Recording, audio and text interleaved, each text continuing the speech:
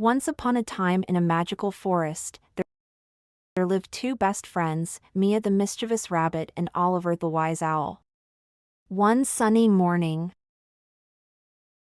Mia and Oliver decided to go on an exciting adventure.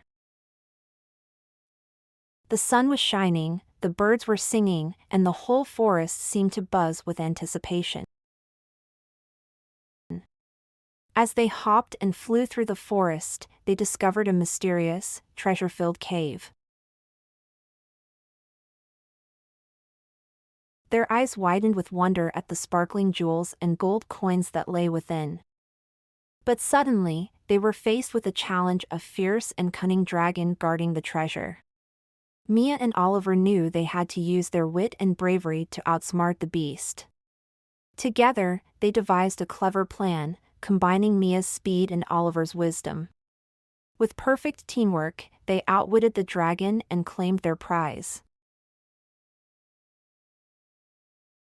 Returning home, triumphant and proud, Mia and Oliver knew their friendship and their hearts were the real treasure. The magical forest celebrated their victory, as the legend of Mia and Oliver echoed through the trees. For more stories like this, subscribe our channel.